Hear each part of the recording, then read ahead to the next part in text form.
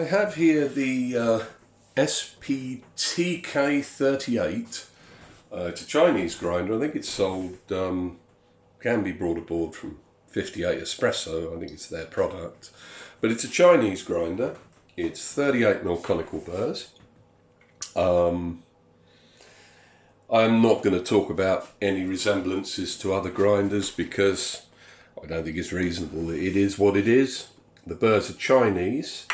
Actually surprisingly good for Chinese burrs.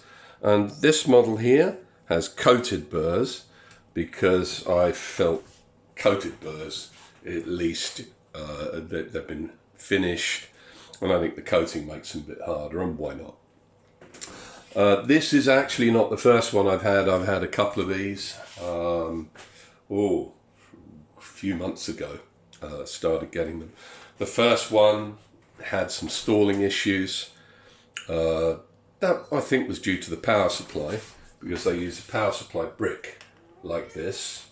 And I noticed the blue light flashing on the brick, so I think the stall out was actually within the power supply, not able to provide enough power. Well, they've revised the power supply. There's a revised motor in there, and it sounds like the gearbox has been revised as well because it's much quieter.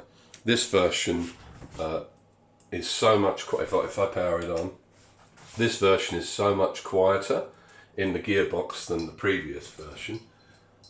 Just make sure I probably plugged the wrong thing in. Let me just check.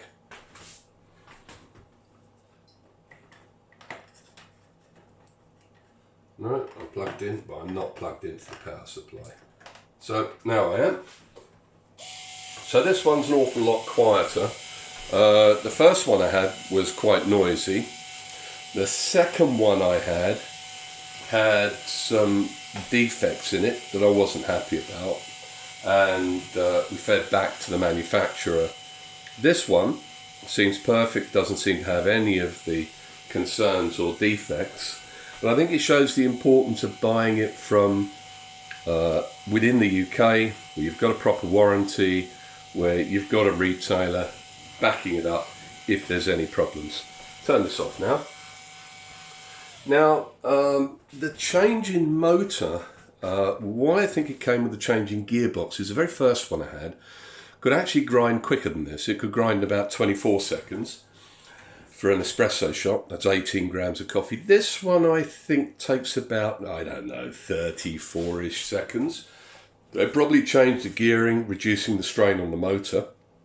I've not had any problems with stalling, but I haven't put through incredibly light beans through it. Overall though, it's worked quite well. Now a lot of people on the internet, a few influencers have reviewed this, and what they've said is, oh, it's not suitable for espresso. That's absolute rubbish. It is suitable for espresso.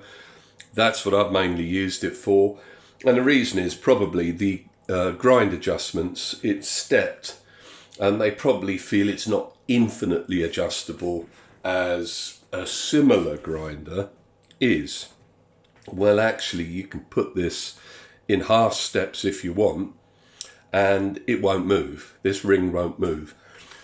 The adjustment steps are done by a ball on a spring hitting little detents in the inside of the ring.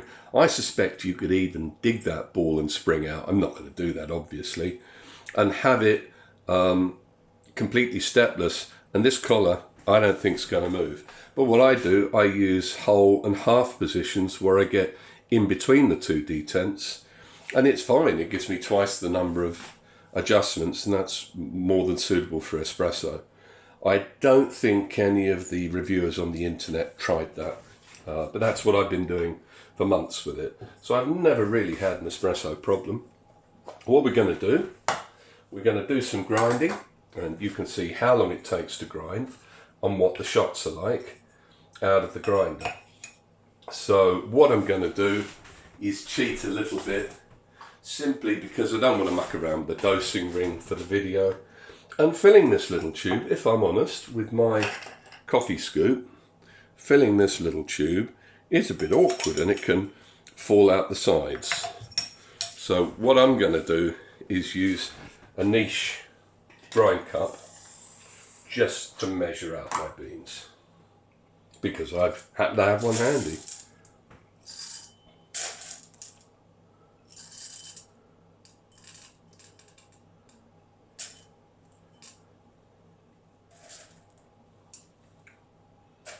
And there we go. That's 18.08 grams. This coffee was roasted 1st of April, so April, May, June. It's 3 months. 3 months ago. What I do, coffee's sort of medium-ish. Stick it in. Pop the lid on and start grinding. And you'll be able to see from the video how long it actually takes to grind. It's not particularly noisy. It might sound more noisy because of the camera pointed at it and the microphone pointed at it, which is why I'm talking, so you get some idea. It's much quieter than, say, a larger grinder running at 1300 RPM. And then what I'm going to do when it's finished grinding, I'll actually tip it into that cup and invert it in the portafilter. I could use a portafilter ring, but this gives me an easy way to confirm the measurement. Now what I do is finish, because you could hear it unload, I just give it some gentle taps with my hand.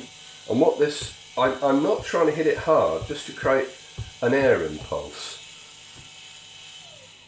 You can fit these bellows that come as an accessory. Pop the wooden lid off, fit the bellows inside, but I don't bother. I just cut my hand and put it on. It's quicker.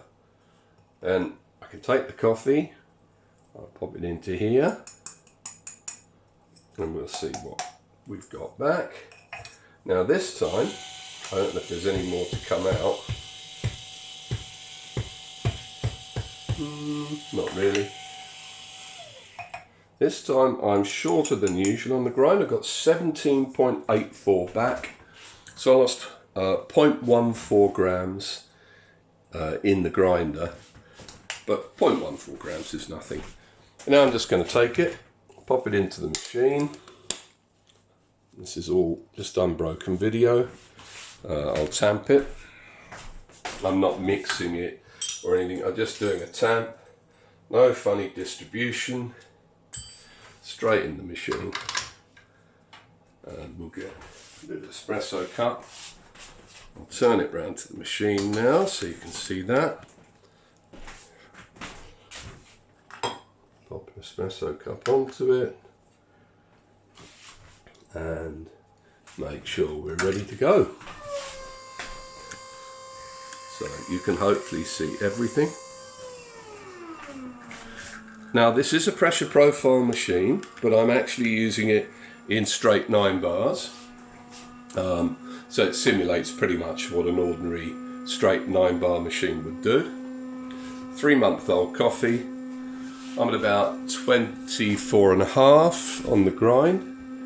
But I'm looking for about 35 grams out of my 18. There we go. I did get a little bit more, 38. The time was 30 seconds.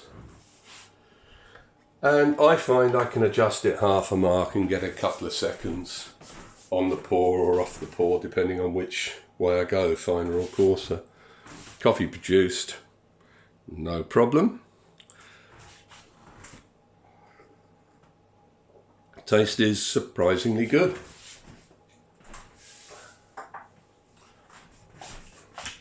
Now let's go down and have another look at this. So your grind ring is marked up, as you can see. Let's just refocus that. So I'm 24.5 marks from 0, so I've got a lot of adjustability. I can go a lot finer. You can get Turkish. It gets a bit cloggy in the grinder when you do. One of the problems with the early versions of the grinder, under this lip, whole beans used to get trapped in a little gap between the outer burr and the top of the hopper ring. But they've eliminated that gap now, and beans don't get trapped there anymore. But it was really annoying in the first version of the grinder I had. And I did feed that to them. So, we've got an awful long way to go round to 0 to where it's burr touching. And again, in the early grinders, that wasn't so much the case. The burr touching point, really, you could go a long way finer than the burr touching point, and the burrs still wouldn't touch, which meant you were grinding espresso round at about 1 or 2, which you'd run out of road if you wanted to go finer. And this is what it's like with the burrs turning. Oh, there we go. There must have been a bean that hadn't gone through. There's my 0.14 grams. So yeah, very nice little grinder. We'll do another shot just to show that wasn't a fluke, and I'll brush this coffee into a container just to tidy it up. Now and I'll do it without, I won't use the crutch of the niche grind cup. This piece clips in magnetically, so that's quite nice. It's all a very neat sort of package. Let's brighten that up. Let's focus on that. And we'll put the beans in this one.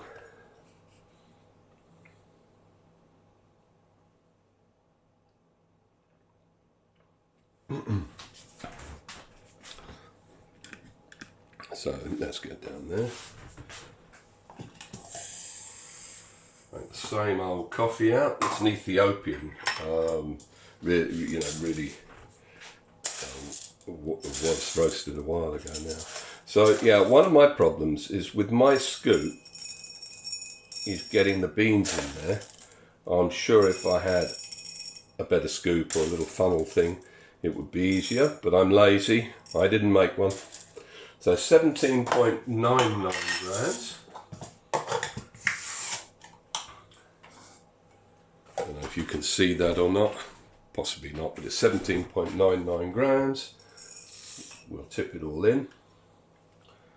We'll pop this on. And we'll grind, and hopefully you guys make a note at the time. While that's grinding, I'll just knock this puck out.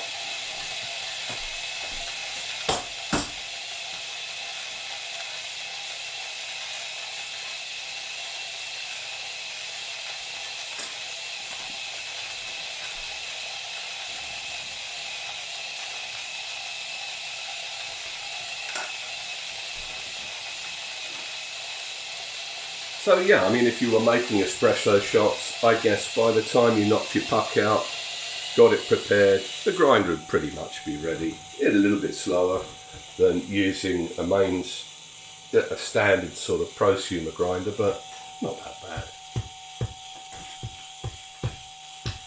So, let's do some bumps, get some bits out. Weigh this. Okay, 17.96, which is more like what we usually get, which is 0.03 grams retained in the grinder. So that's very, very good. I mean, essentially you can weigh what you put in. You don't have to worry about weighing what you put out. I'm going to use a portafilter ring. Just tip it in. Give it a tap because it's static. Now, I'm just going to shake this. I'm not doing any WDT or anything like that. I've just shaken it. I'm just going to tamp as normal.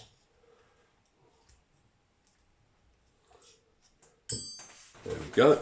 Pop it into the machine. I only walked around the camera. I didn't substitute a new portafilter. There we go. And let's get this to pour again. Find myself. There we go. I'll use this because I can make a drink out of this as well. Zero the scales.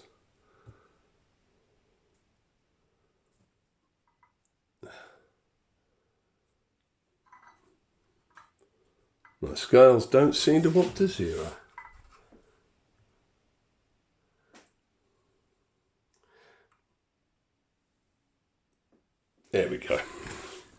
get round the corner so you can see the shot. And we'll do another shot with it. In fact, I might even take the camera off so you can see the shot. And here's the shot.